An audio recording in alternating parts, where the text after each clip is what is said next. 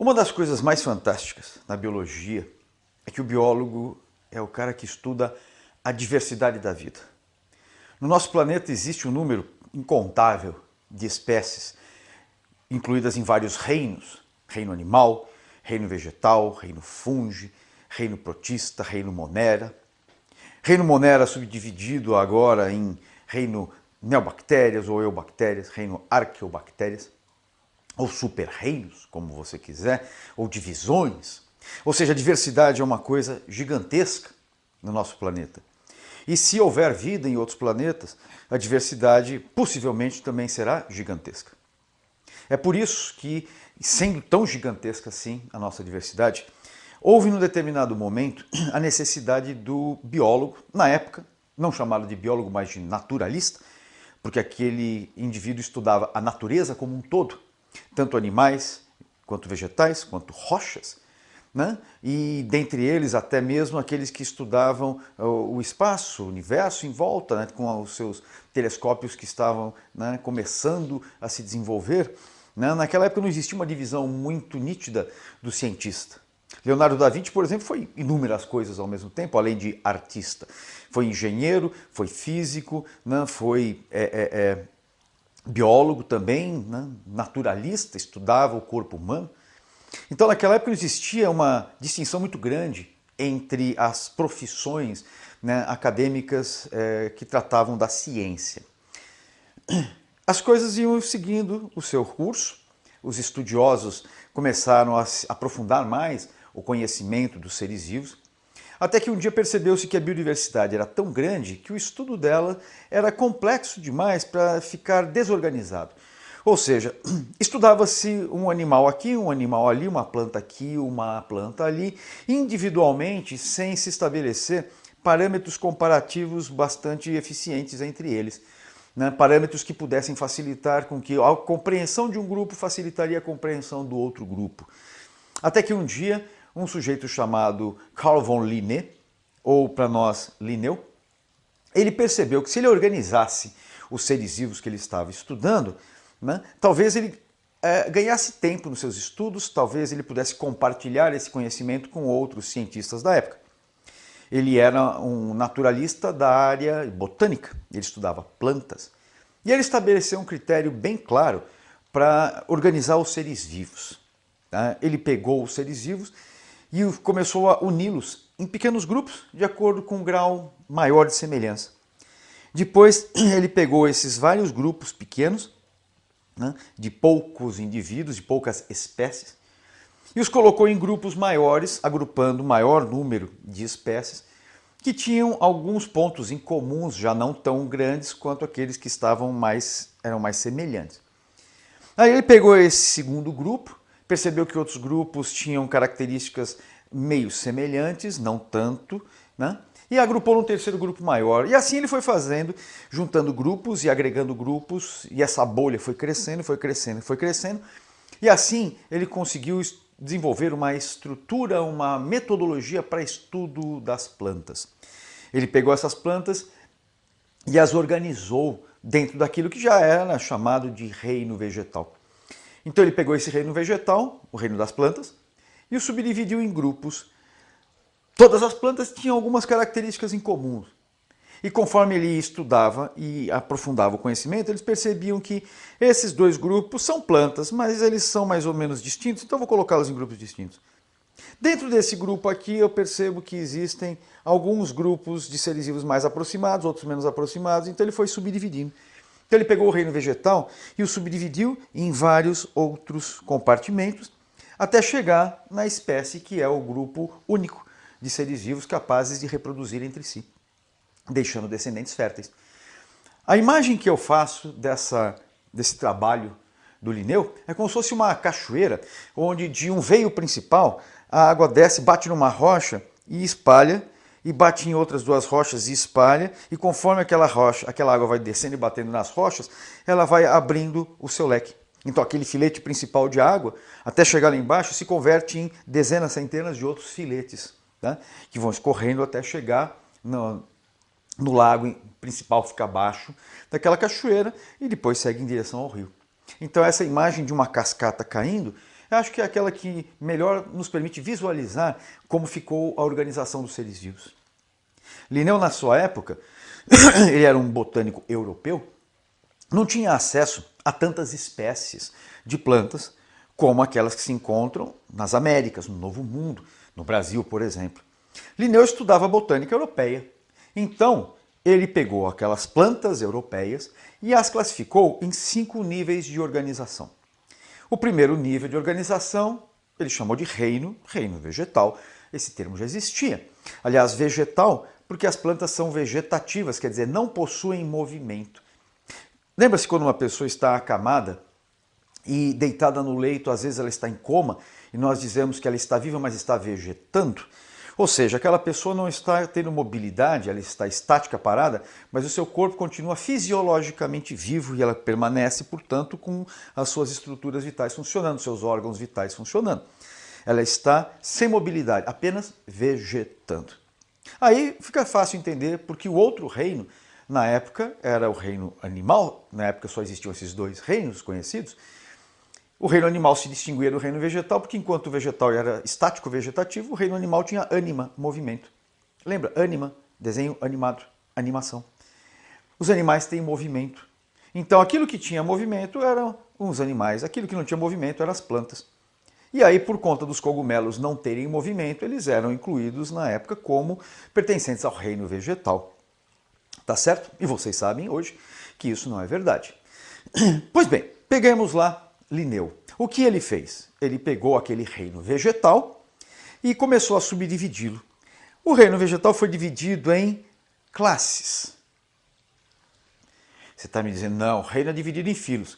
Calma, nós estamos falando de um homem que está na Europa no século XVIII e ele está vendo as espécies daquele local e o número de espécies é pequeno. Ele não usava ainda a nomenclatura filo. Então o reino era dividido em classes. O reino era dividido em várias categorias de plantas que tinham algumas coisas em comum. Dentro dessas classes, ele percebeu algumas plantas mais aparentadas, mais semelhantes, mais coincidentes. E eles as dividiu em ordens. Eu usei um termo que ele não usava na época, plantas mais aparentadas. Não era esse o conceito da época. Na época de Linneu não havia o conceito de evolução. As espécies não tinham parentescos entre si, apenas semelhanças. Então, quando eu digo nesse momento espécies mais aparentadas, não é no sentido genético, é no sentido de semelhança, aparência. Elas têm uma aparência, né, mais semelhante, um pouco mais semelhantes. Essas daqui que são mais semelhantes vão parar numa distribuição e essas na outra distribuição. Então, o reino estava dividido em classes e as classes agora são divididas em ordens, onde dentro de cada ordem eu tenho seres vivos mais assemelhados entre si. Ordens diferentes, menos semelhança. Mesma ordem, mais semelhança. E essa cascata está caindo. A ordem, por sua vez, ela é dividida em... Não são famílias ainda. Você conhece a classificação famílias, na época ainda não existia, porque o número de espécies na Europa era pequeno. Ele dividia as ordens em gêneros. Dentro dos gêneros, eu já tinha organismos tão semelhantes que poderiam até ser considerados da mesma espécie.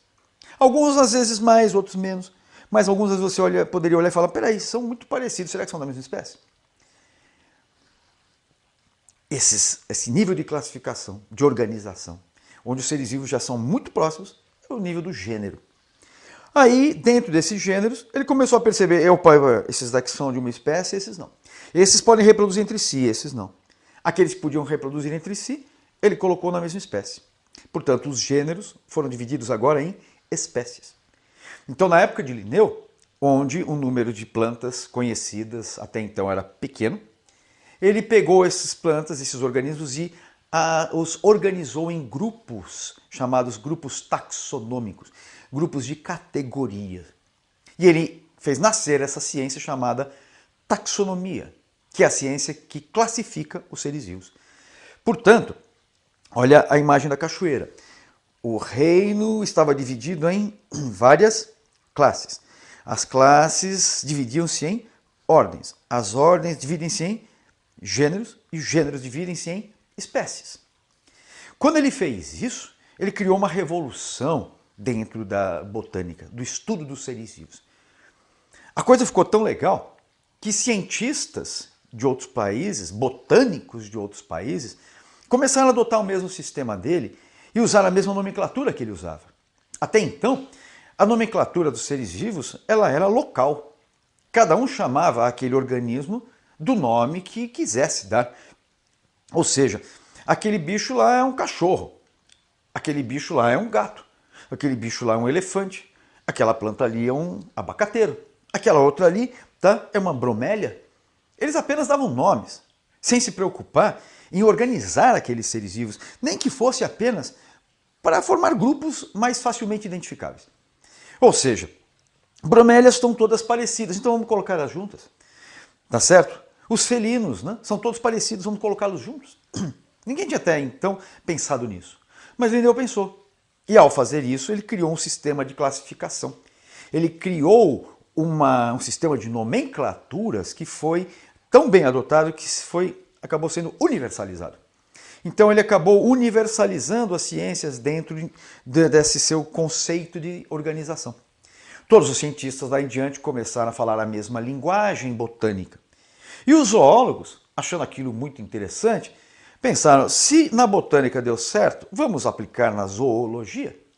E aí o sistema, né, de taxonomia, de classificação, a sistemática, se universalizou de uma vez e hoje todos os seres vivos estão organizados e encaixados dentro de um sistema de organização, um sistema de caixinhas, né, onde uma fica localizada dentro da outra, né, de caixinhas circunscritas dentro uma da outra, que facilita o estudo de qualquer pessoa em qualquer lugar do mundo. Se você chegar para um indivíduo, vamos supor para um indígena brasileiro, e falar do grupo dos felinos, ele não vai saber o que é isso, porque o indígena brasileiro, ele estuda sim, ele tem um sistema de classificação deles, mas o sistema de classificação dos grupos indígenas brasileiros, e são muitos grupos indígenas brasileiros, não é o mesmo adotado pelos cientistas. Os índios têm seu sistema de classificação também. Não necessariamente essa tribo aqui tem o mesmo sistema daquela, porque elas estão em locais diferentes. Muitas vezes elas não se viram e não estabeleceram comunicação para universalizar a sua linguagem. Agora, dentro do grupo de cientistas, dentro do ramo científico da botânica, o sistema de classificação adotado se tornou universal. Quer dizer, se um indígena brasileiro, né, começar a estudar, vamos supor que seja um indígena brasileiro que viva numa determinada região do Mato Grosso, e ele começou a se interessar pelo estudo das onças, e ele se torna um cientista estudioso de onças. Ao se tornar um cientista, ele vai começar a desenvolver o sistema de taxonomia, de classificação dos cientistas, o universal. Ele pode até tentar estabelecer padrões de comparação com o sistema da tribo, mas ele agora vai ter que começar a falar no sistema universal, porque assim ele vai poder se comunicar com cientistas do mundo todo. E se um outro indígena de uma outra tribo, em outra região do país, que fala de repente até uma língua de outra raiz, se esse outro indígena também tentar ser cientista, se tornar um biólogo, e ele começar a estudar também onças, eles vão poder falar a mesma língua, já que eles vão usar o mesmo sistema de nomenclatura, eles vão usar a mesma linguagem científica, tá certo? Então essa linguagem científica, ela universalizou o estudo da biologia e em qualquer lugar do mundo, sejam povos indígenas brasileiras, seja o brasileiro das grandes cidades, seja o brasileiro o russo, né, na Rússia, o chinês na China, né, o inglês na Inglaterra, o indiano na Índia, o sul-africano na África do Sul, não importa, todos falarão a mesma língua. Agora, não é fácil falar a mesma língua para povos que têm línguas de origem diferentes. Eu falo português, o sul-africano fala inglês, o indiano fala, eu não sei qual é a língua na Índia, tá certo? O chinês fala lá o mandarim, o francês fala o francês. Porém, quando o Linneu estabeleceu esse seu sistema de classificação, ele unificou também as línguas. Como assim? Em vez de usar línguas vivas, que podem se transformar ao longo do tempo, para desenvolver a metodologia de classificação, ele adotou uma língua que na sua época era a língua das ciências, era a língua das pessoas cultas, que era o latim. Era a língua que os cientistas utilizavam nas universidades, que a Igreja Católica, por exemplo, usava nos seus cultos. Era a língua do saber. Ele adotou o latim, que não era mais a língua pertencente a um povo, porque não existia mais nenhum povo que falasse latim. Era uma língua que estava morta, porém ainda viva dentro do ramo das ciências. Sendo uma língua morta, ela não se transformará mais. Olha a língua portuguesa. Ela já sofreu várias revisões. A última aconteceu há uns 10 anos atrás. Então as línguas se transformam, porque elas são utilizadas por povos que estão vivos e atuantes e se transformando, e estabelecendo relações com outros povos, e a língua vai sendo transformada. O latim não. Então Linneu foi esperto. Ele adotou o latim como língua utilizada para a classificação dos seres vivos. Ele poderia ter usado o sânscrito, por exemplo, uma língua, né, na qual foram escritos boa parte dos livros sagrados. Mas quem falava sânscrito? O latim, sim, era falado muito na Europa, que era onde estava Linneu e era onde se produzia boa parte da ciência do planeta. Então a adoção do latim foi uma forma inteligente de unificar as línguas.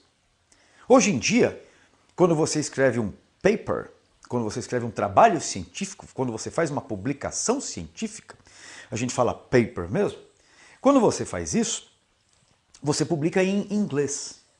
Porque o inglês se tornou a língua universal, não só a língua das ciências, mas a língua que possibilitou que pessoas no mundo inteiro conversassem entre si.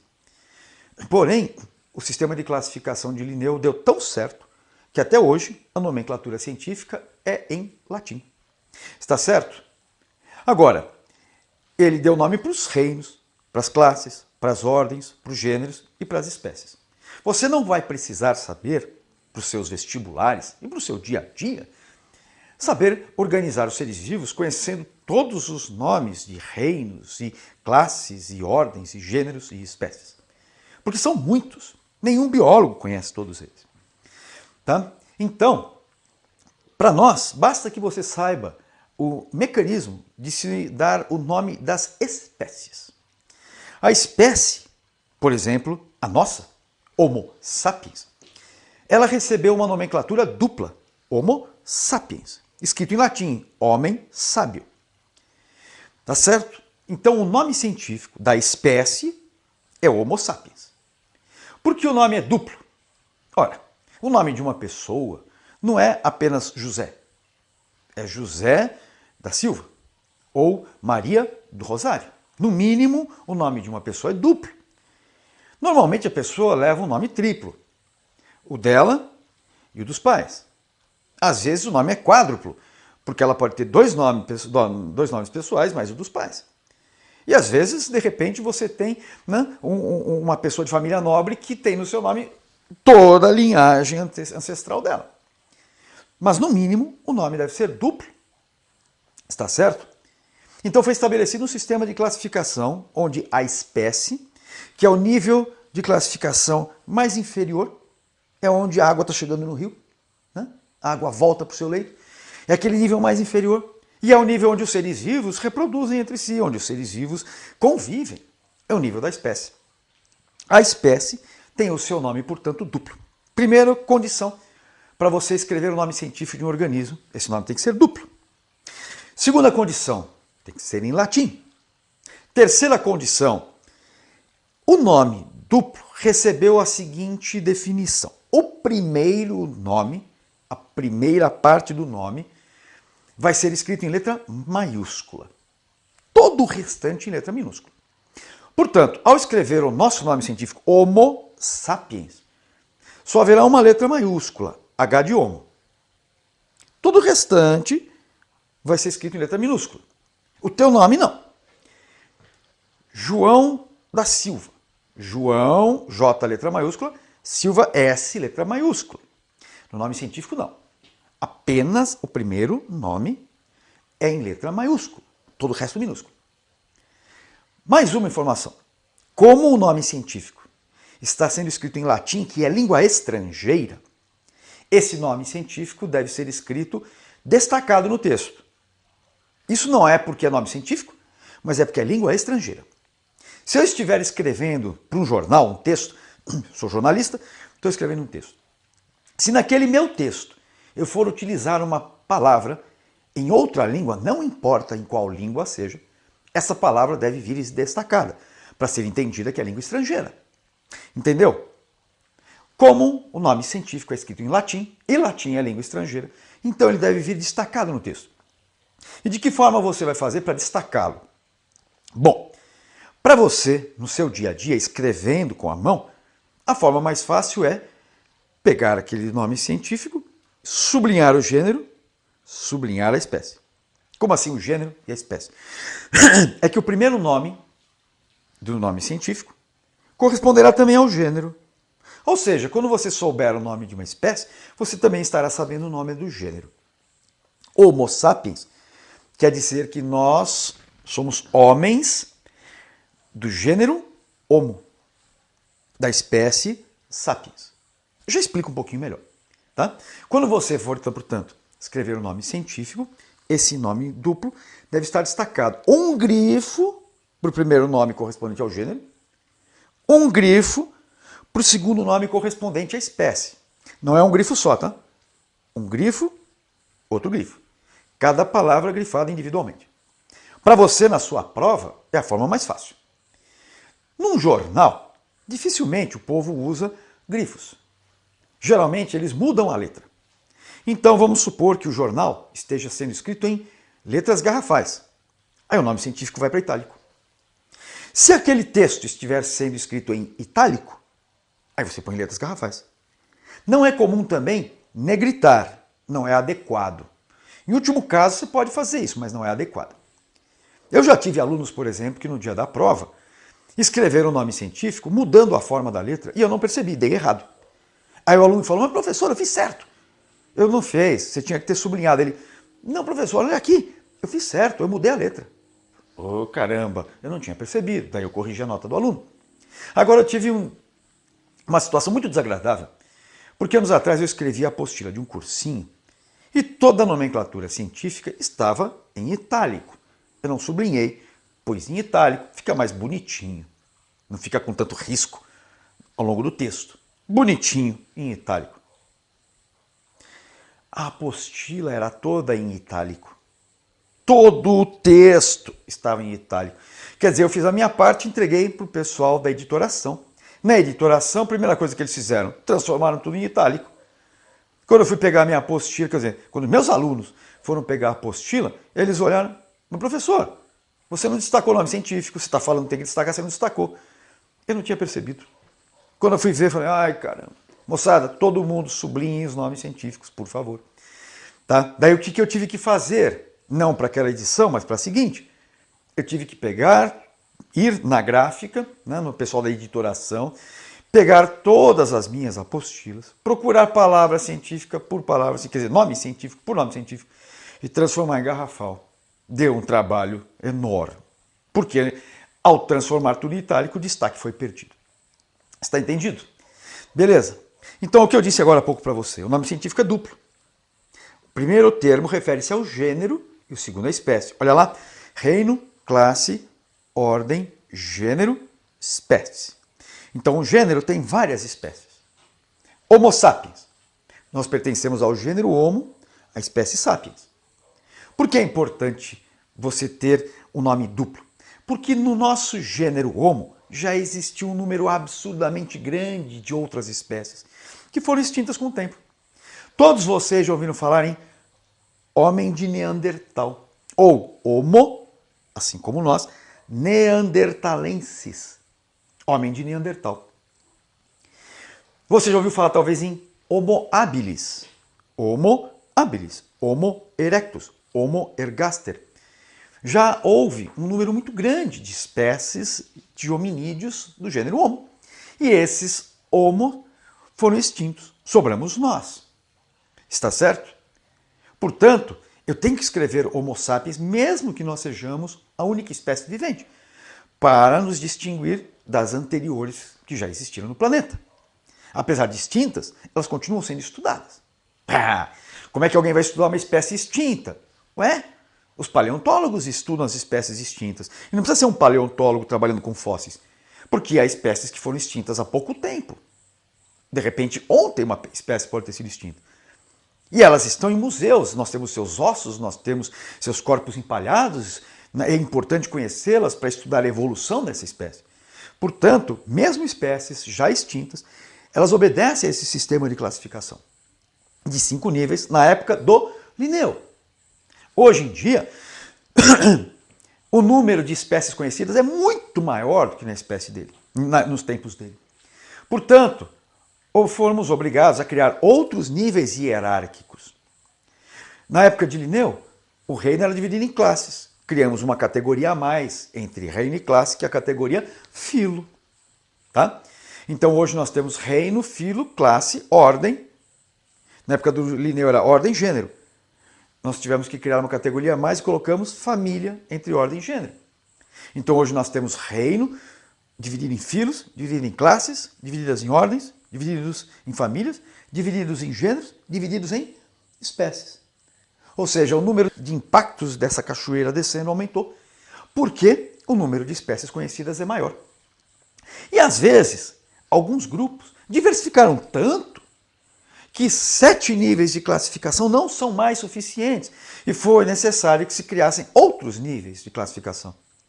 Por exemplo, você pode falar subfilo, subgênero, subespécie, superordem. Caramba, a diversidade é muito grande. Tá certo? E quanto mais o homem cavoca e estuda, novas espécies surgem. Eu não me esqueço quando, nos anos 80, eu tive aula com Paulo Emílio Vanzolini, um dos maiores zoólogos, se não o maior zoólogo que esse país já viu. E no curso dele, ele me disse o seguinte, foi mais ou menos 88, 89, ele me disse o seguinte, disse para mim, não, disse para o grupo de alunos. Os macacos são bichos relativamente grandes, tá? Apesar de ter macacos pequenininhos, mas mesmo os pequenos se movimentam. O macaco pula de árvore em árvore, né? Faz barulho, né? Vocaliza. Então, pulam, não são tão pequenos, vocalizam, né? Fazem barulho, são visíveis. Caramba, todas as espécies já foram encontradas, não há mais macacos para serem encontrados. Bom, anos depois, apareceu mais uma espécie, mais uma, que eu tenha computado, depois dessa aula que eu tive nos anos 80, já foram encontradas 4 novas espécies de macacos, só no Brasil. Portanto, a biodiversidade ela é muito grande. E num país como o nosso, que tem florestas tropicais, equatoriais, gigantescas, o número de espécies é tão grande que talvez nós jamais saibamos todas elas. Com certeza jamais conheceremos todas as espécies de bactérias, porque são pequenas, estão espalhadas pelo planeta, debaixo do solo, dentro dos organismos. Jamais conheceremos todas. Mas será que nós conheceremos todos os animais existentes, todas as plantas existentes? Todos os cogumelos, não estou nem me referindo aos unicelulares, as leveduras que são pequenininhas, estou me referindo aos grandes. Será que nós teremos chance de conhecer todos eles? Não sei, tá certo?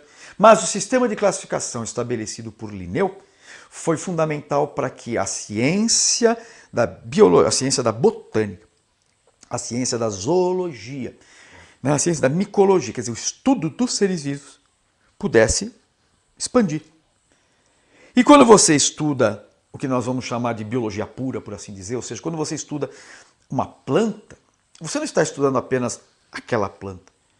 Você não está apenas classificando aquele organismo. Você está estabelecendo hoje padrões comparativos que permitem fazer com que dentro dessas categorias você tenha maior grau ou menor grau de parentesco, de genética. Na época de Linneu, não havia evolução ainda. Ele era um cientista criacionista, fixista, acreditava na criação divina e que as espécies seriam imutáveis. A obra divina seria tão perfeita que as espécies seriam imutáveis, não precisariam se transformar ao longo do tempo. Só que, desde Darwin, nós temos certeza que as espécies passam por um processo de seleção natural e que esse processo é a chave do mecanismo evolutivo. Quer dizer, a evolução. Você pode até questionar, mas isso é uma hipótese. Na época de Darwin era uma hipótese, até alguns anos atrás podia ser uma hipótese. Mas os estudos científicos, principalmente depois que nós aprofundamos o conhecimento do material genético do DNA, esses estudos nos permitem crer que a evolução existe, que as espécies são aparentadas entre si. Tá certo? Portanto, quando Linneu iniciou esse sistema de classificação, ele não havia percebido que essa aproximação dos organismos por semelhança estava abrindo as portas da biologia para que os pesquisadores, os naturalistas da época, biólogos de hoje, entendessem que aquela semelhança não era um acaso, mas era um grau de parentesco que havia entre os seres vivos, um grau de parentesco maior ou menor. Linneu, sem intenção, abriu as portas para a evolução. Darwin veio depois de Linneu, muito tempo depois, e ele se aproveitou desse conhecimento gerado por Linneu e por todos os outros biólogos da época, naturalistas da época, para fazer com que seus estudos fossem aprofundados. Darwin foi zoólogo, foi botânico, um grande anatomista, fazia anatomia comparada entre espécies. Isso possibilitou ao Darwin elaborar o seu sistema de estudo evolutivo, que recebeu o nome de evolução por seleção natural. Tá certo? Mas foi muito tempo entre Linneu e Darwin. Porém, não se esqueçam que antes de Darwin já havia o conceito evolutivo, só que por vias erradas. Lamarck, antecessor de Darwin, foi um grande evolucionista e influenciou Darwin. Apesar de Lamarck estar errado, ele abriu as portas para a entrada de Darwin. E antes mesmo de Darwin conhecer as teorias de Lamarck, ele talvez já conhecesse as teorias do avô.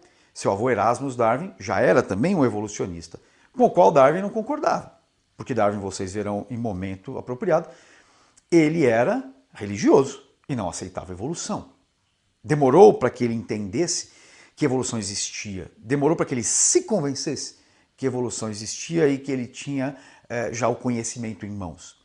Então a ciência avança não necessariamente a nosso favor, no sentido de dentro das nossas expectativas. Às vezes a ciência avança no sentido inverso à nossa expectativa. Cabe ao cientista estar de olhos atentos para perceber essa derivação e entender que lá está um conhecimento que ele não esperava. Nem sempre a ciência nasce de uma linha de pesquisa onde você tem começo, meio e fim e chega no conhecimento.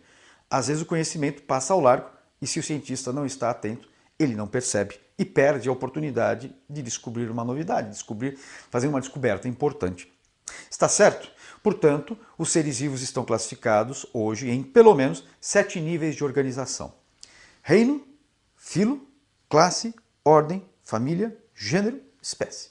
No mínimo, 7 níveis de classificação. Se for necessário, você cria outros níveis. Porém, a espécie humana não cabe num estudo de apenas 7 níveis de organização. É necessário criar mais níveis. Então nós estamos no reino animal, no filo dos cordados, filo cordata, no subfilo vertebrata, vertebrados. Olha aí, subfilo. Não é necessário que vocês conheçam todos os componentes, todos os níveis de classificação do homem. Apenas um exemplo. Então, nós pertencemos ao filo dos cordados.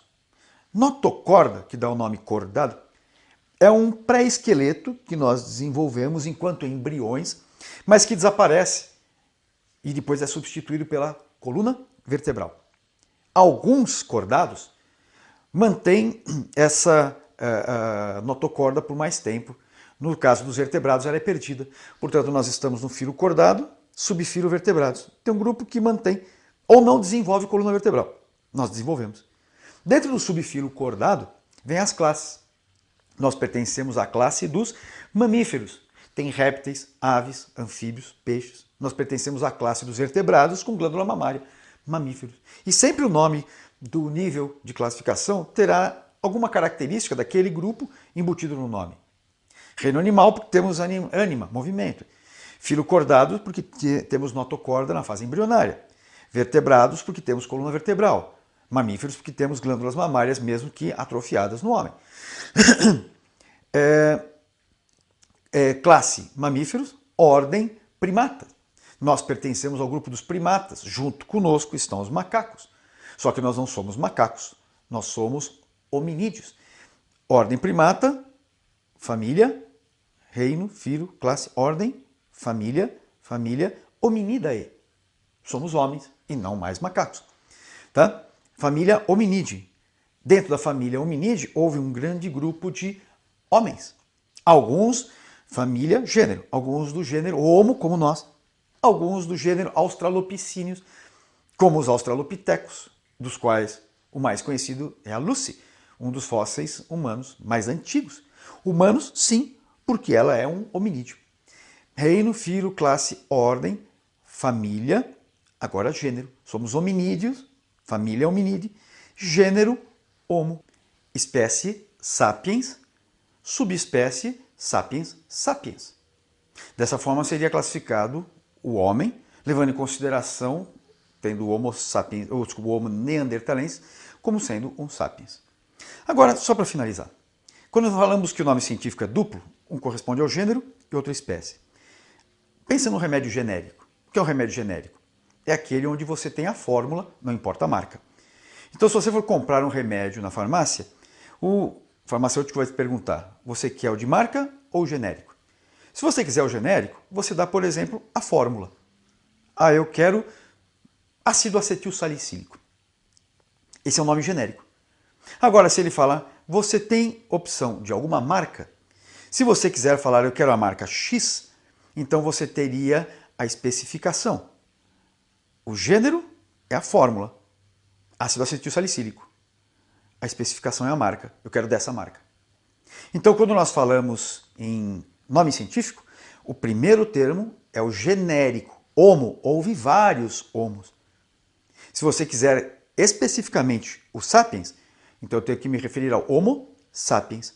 Genérico, específico. O primeiro termo é genérico, o segundo é específico. Homo sapiens. Você quer se referir ao homem, o Homo erectus? Homo genérico, erectus específico. Portanto, o gênero, ele não define ainda a espécie. Ele chega perto dela. Se você quiser especificar, você precisa o segundo nome da terminação científica. Está certo? Então essa é a nossa aula de hoje. Taxonomia, classificação dos seres vivos. Tá bem? Obrigado, até a próxima aula.